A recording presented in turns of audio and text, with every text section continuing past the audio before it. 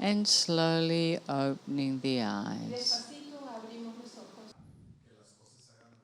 I want to let go the things being in my way as I want. Let go of the control to be able to flow with the changes. And my question is, how do I know that I'm surrendering from consciousness and not abandoning myself? You know, when you surrender from consciousness, it comes from joy because you are letting go. It's not about compromising. You know, in order to have full consciousness, you have to go through a process of challenging. Like, it's not blind faith. You have to have an experience. And that's what this process is about. You feel things, you let them go, but with the focus of flowing, the focus of saying yes. But the expression is what stops the abandonment. You know, many people throughout their lives just do as they're told or believe in what they're meant to believe in. But it's blind. It's intellectual. It's not real. It doesn't come from the heart. I remember when I was a child and I used to go to church and Sunday school, all of those things, and I used to be constantly challenging everything because I knew in my heart that wasn't unconditional love. And I was very fortunate because I had parents that allowed me to make my own choices, even as a child. And that allowed me to open to God, to reality. Now I surrender, I flow, because I know what's real, because it's my experience. But it's not something I've been told. Because when we're told something and it's not clean, it just creates resentment and abandonment of self. So, in this process, we're authentic. We let go of our stress and we get to the point where we surrender with joy. And this is progressional because you start to exercise that muscle of responsibility. What's the most important thing for me? To be in peace, to flow, to enjoy. So that comes from love. Abandonment comes from the ego. Fear of not being loved, fear of getting in trouble, fear of not being approved. And we're letting go of that here. Hence, the process. We move our stress, we express our judgments, and then we let go, no? Because we want it to come from joy. And because we're doing it to expand consciousness. So it's a very different thing. Completely different thing. But out there, you say yes or do whatever to avoid conflict, to avoid getting in trouble, to avoid losing something. But you compromise everywhere. Everywhere. And you have to see that. It's different now. When you live in love consciousness, how important is sex? Is one experience just, or is something more important? You know, once you start to live in consciousness, but in profound consciousness, everything's important, but nothing's important. But the thing is, you have a very intense connection with everything. Okay, so if you're having a sexual relationship, you're very present and you're very much giving to your partner. Often, when people aren't conscious, sex is like a fantasy, no? You're not even really present with the person. You're creating something in your head. It's like when we initiate romantic love, it's really quite a fantasy because we don't see people clearly. We project what we want. And then when the illusion falls, we're also surprised. But when you're clearly anchored in consciousness, when you know yourself really well, your capacity for intimacy is much greater because you're very present and everything's important. But it's not an addiction. It's not, I have to have sex. If I don't get sex, I'm not complete. There's something much bigger than that. It's a much more mature love. It's more holistic. It's more complete. Yeah, because lots of people go from partner to partner to partner looking for more because they're wanting something external. And that's okay. It's like anything illusionary. You have to go through it and do it before you come home to yourself. But once you start connecting on a profound level, the most important thing you have is your consciousness. You know, for me, I could walk away from anything. But my consciousness is what sustains me. It's my greatest jewel. And everything else is transient. Did that answer your question? Good. I want to know more about omniscience and how to do to enhance it. You know, your truth starts to come from within. But it comes from within your heart. So as your consciousness expands and you start cleaning your window of perception, your clarity becomes clearer. I don't have a lot of knowledge. I have a clarity that comes from within me. I don't know lots of things, but I know the simple things. And that comes from omniscience. It comes from my consciousness. It comes from love. So how did I get to that point? Firstly, I had to become empty so it could move through me. So I had to let go of all my perceptions, my ideas. And for some people, the most difficult thing to let go of is their spiritual ideas. And in order to experience omniscience, you have to be empty. And then that is the truth. It's moving through you.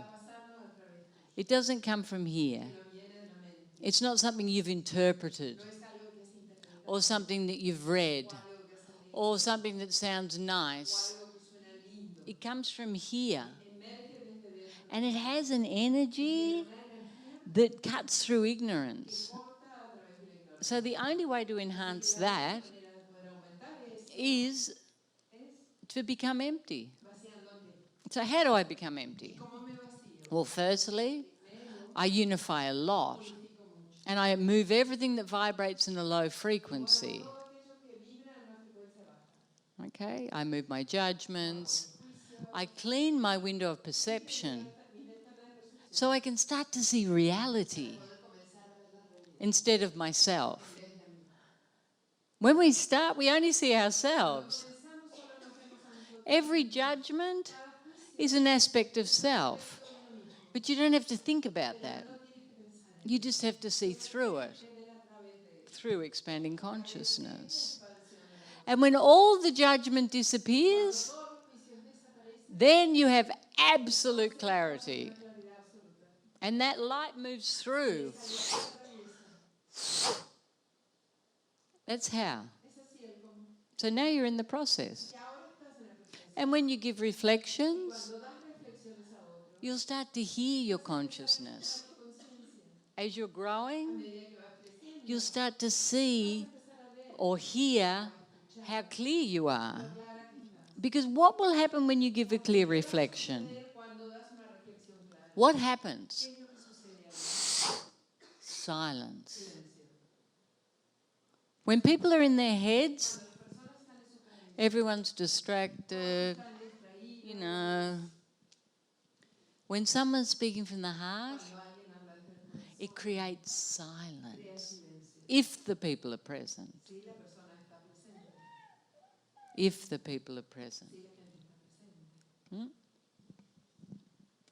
I had the clarity that in my daily life I move into energies. One high that allows me to be creative makes me feel invincible. And with activities and with things, but I have another one that is depressive. That I just can function for people not to see that depression. So I want to know if I can find the equilibrium in between both. Well, I imagine you're going to find much more. I'm sure that the depression is going to disappear completely because that's a low vibration. It's a place where you're feeling sorry for yourself. It's a place where you feel like a victim or not good enough.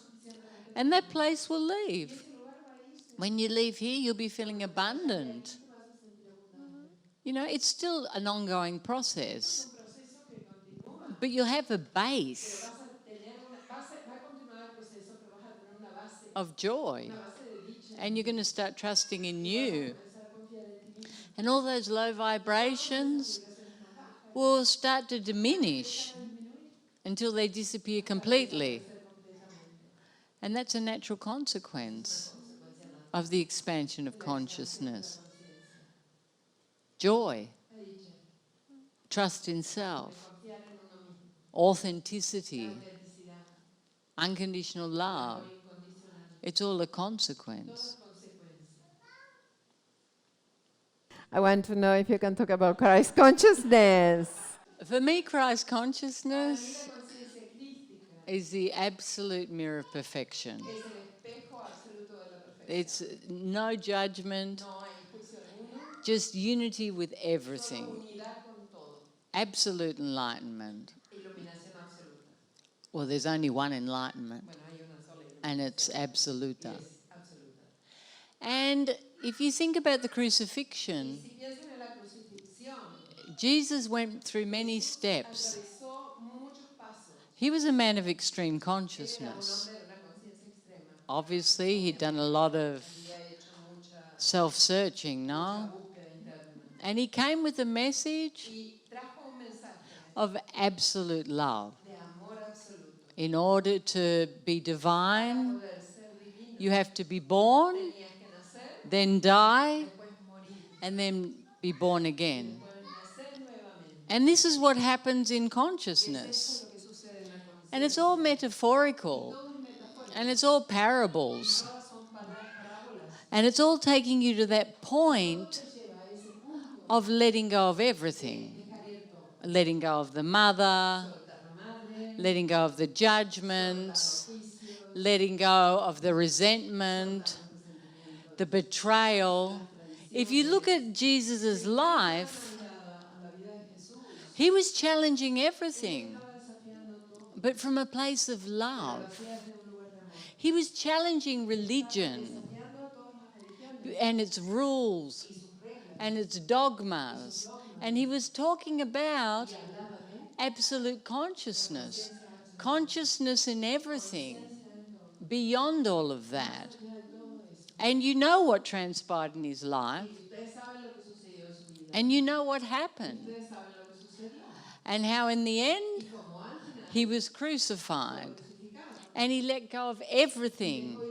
Betrayal, judgment. He had no judgment externally. So he let go of his ego. And for me, that's what the crucifixion is. The destroying of everything that wasn't real and the resurrection of God. My Father and I are one. I am God. My Father is God. Everything is God. And the resurrection was the realization of that. Unity with God. Heaven on earth. And he was always talking about nature and how it moves and how perfect it was. He was always talking about forgiveness and turning the questions back to self. You know, but all of it's interpretation. Because Buddha was saying the same thing. And Mohammed was saying the same thing. And Tao was saying the same thing. And Shiva was saying the same thing. You know, throughout history, there's always been masters shining a light. But then comes the humans. And they try to make a dogma out of everything through their interpretations. And the interesting thing is Judas was the most educated disciple he had. It was Judas that was educated. All the rest weren't. They were very innocent. They were very much in their hearts. And I think that's very significant too, because it shows how the tree of knowledge always lives in duplicity, always lives in duality. He didn't have that unconditional love. He didn't have that innocence that the children had or the simple people had. So I think if you really look at it from a place of enlightenment, it's very simple to understand. It's simply enlightenment. Everything's very simple because life is simple. And Jesus was simple. He was very simple. But he was full of love. So that's Christ consciousness. That's the reflection of Christ consciousness.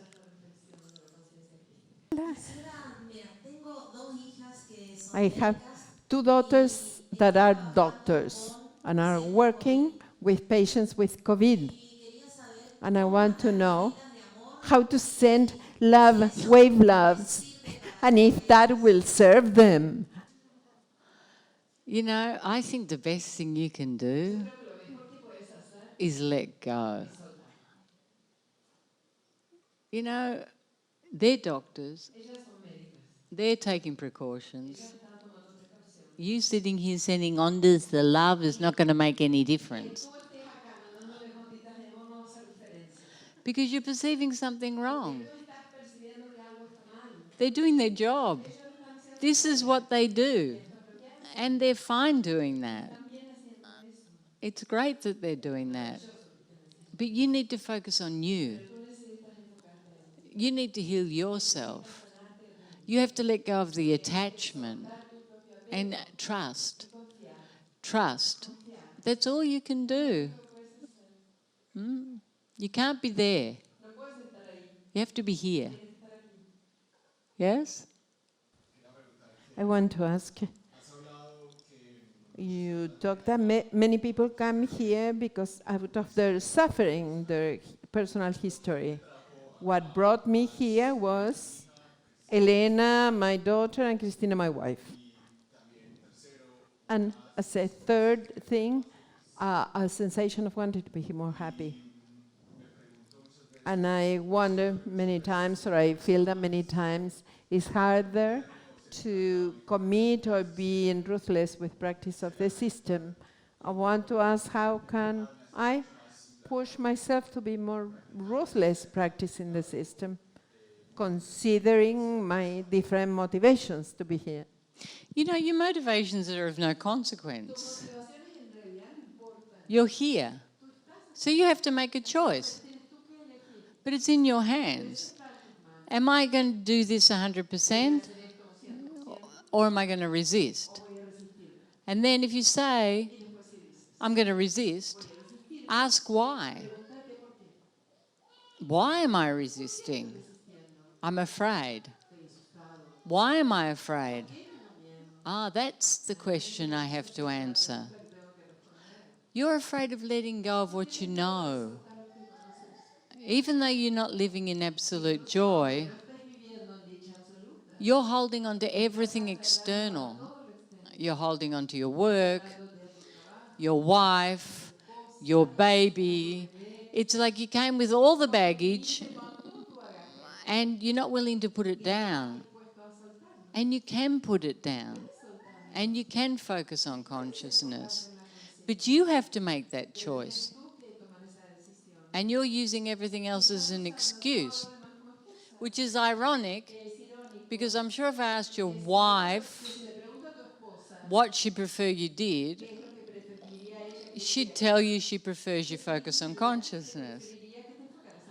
And if I asked your daughter, she would say the same thing, because she's experiencing pure consciousness. So you need to take responsibility. It doesn't matter why you came here. What am I doing in this moment? What do I want in this moment? And I see you full of resistance, but it comes from your head. And what's so precious in your head that impedes you experiencing more joy? Because that is one of the reasons why you came. So, you know, you people, you have to ask yourselves these deep questions. You know, we're not the police. We're not going to be forcing you to be happy. We'll say, we suggest, boom, and let go. But you're a mature person. You can see. That's why you're asking the question. So it's a choice. I decide I'm going to give myself more. And I'm going to go through my fear. And I'm going to unify more. I'm going to do something different. Because if I keep doing the same thing, it doesn't matter where I am. I can be here, wrapped in consciousness, or I can be outside. It's the same thing.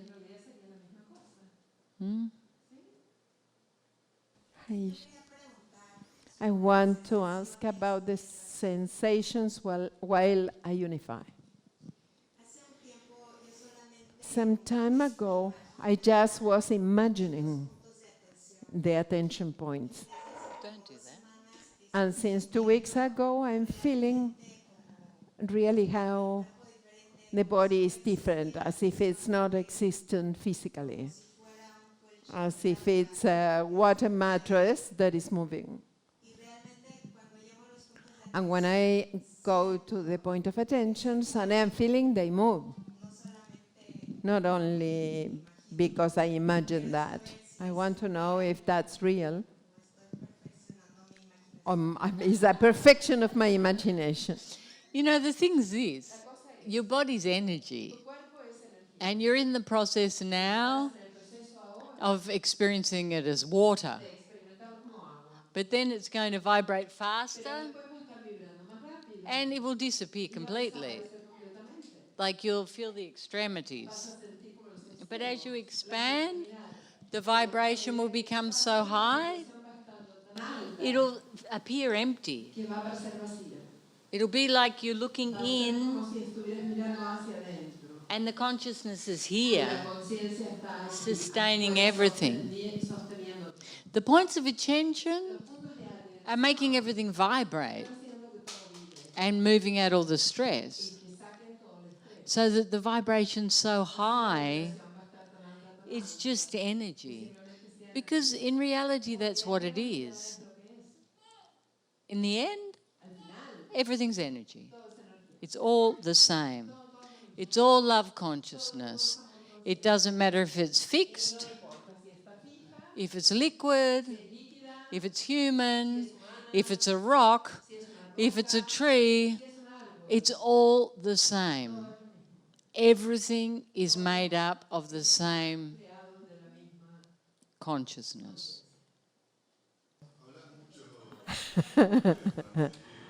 You talk a lot about compromising the self. Can you talk a bit more about that and how to see it?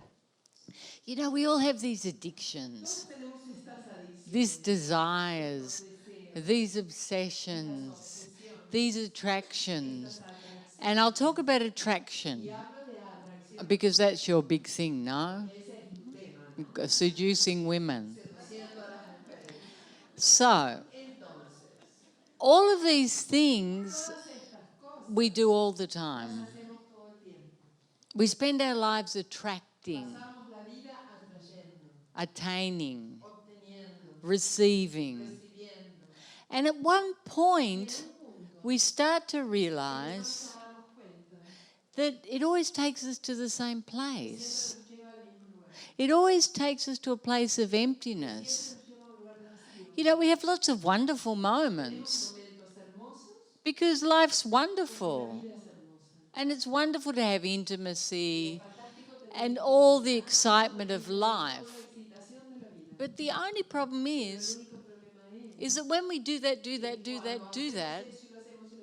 we start to see that it always has a duality.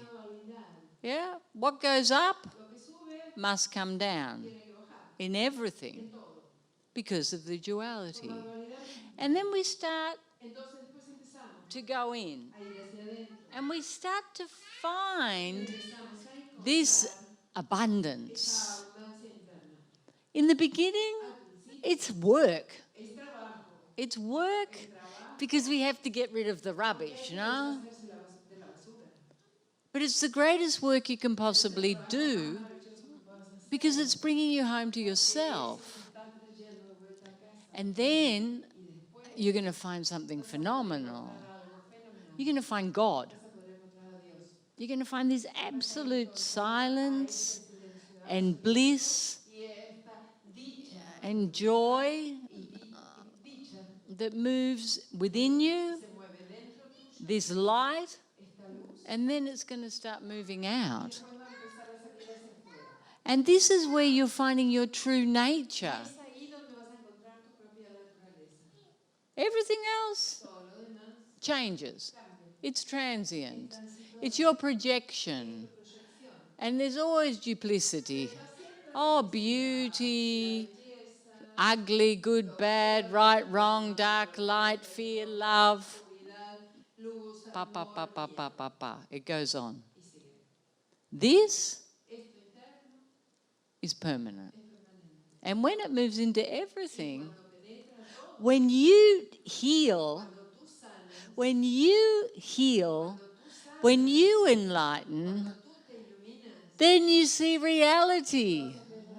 Everything's perfect.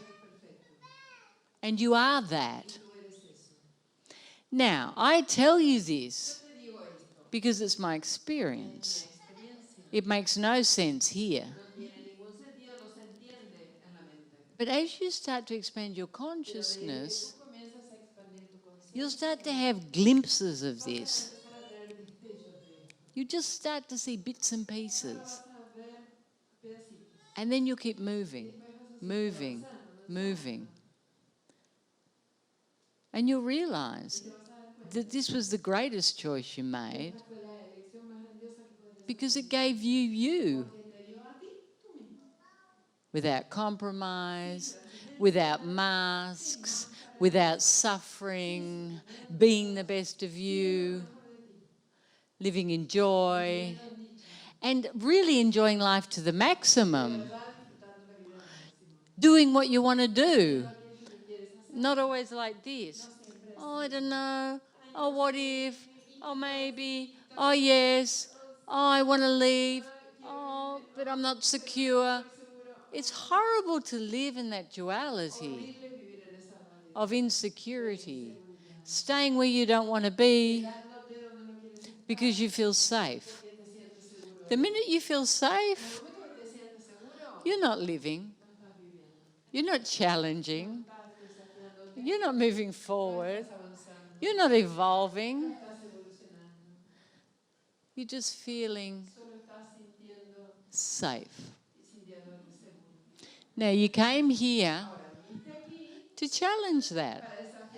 But when you stabilize consciousness, you'll feel safe within the challenges.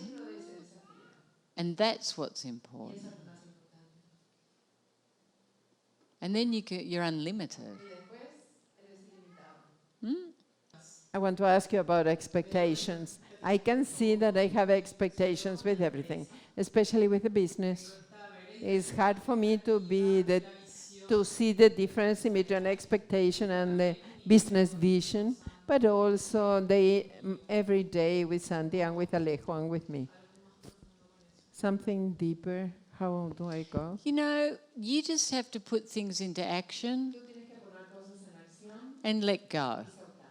That's it. But don't have expectations. Have projections, but then let go. Because then you open to the unlimited possibilities. You think that if you have a fixed expectation, then you have control. But you don't have control. All you have with that is the possibility of suffering. And you have to see that too. That point where you want to suffer. Everything you do is going to be successful. It's impossible for it not to be. It's in your DNA. You need to let go and enjoy your life. Just trust. And trust in yourself. This is the thing. That rigid control, because you don't trust the outside, is a place where you don't trust you.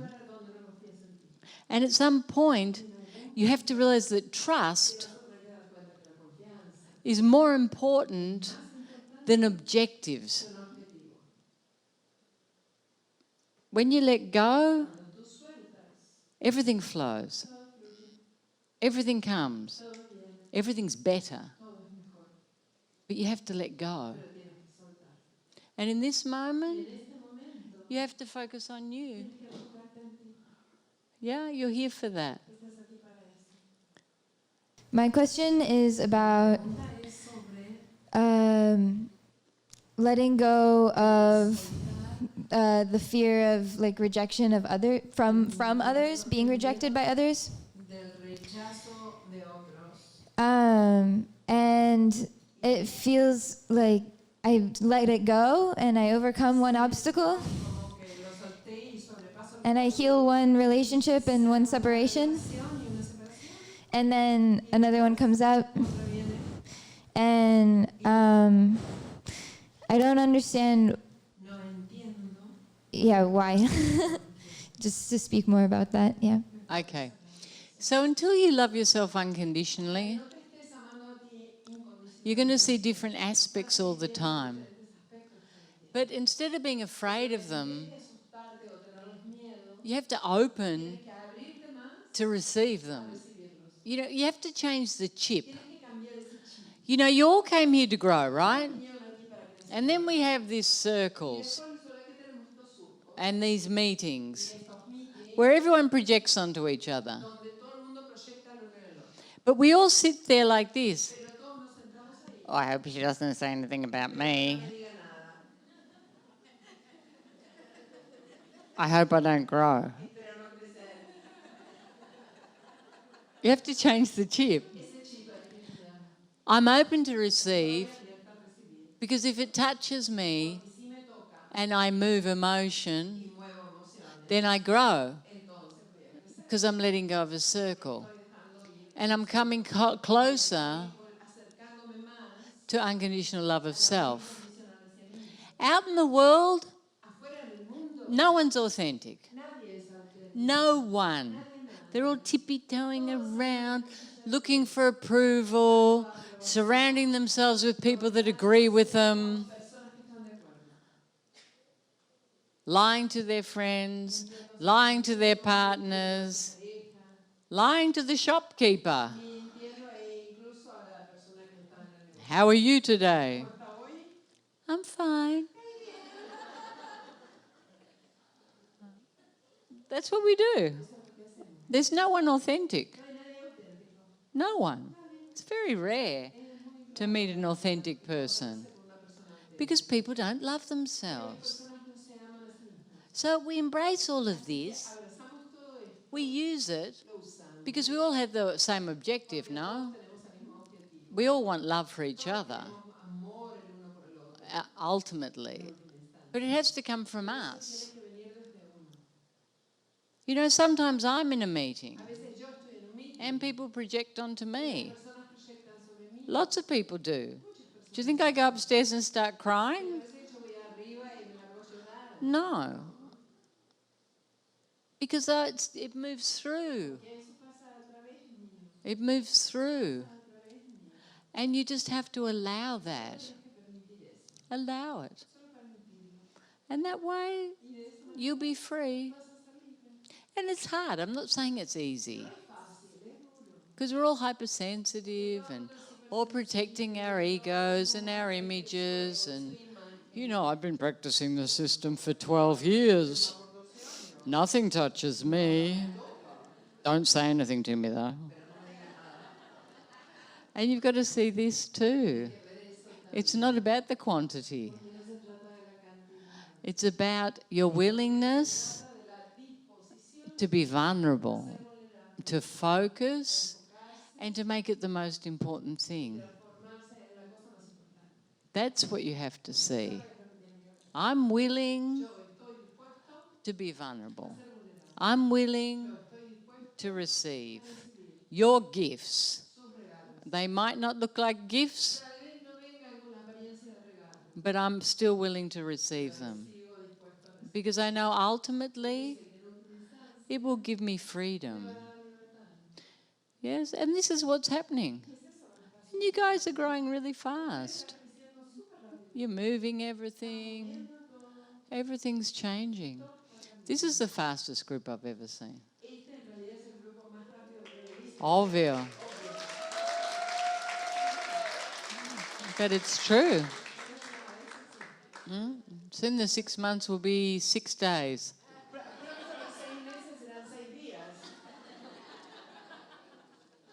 They'll walk in the door and go, poof, oh, Christ consciousness.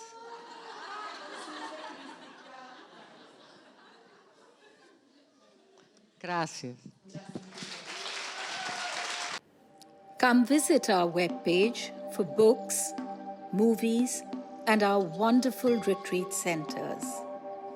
Isha's simple yet powerful system is transforming lives around the world.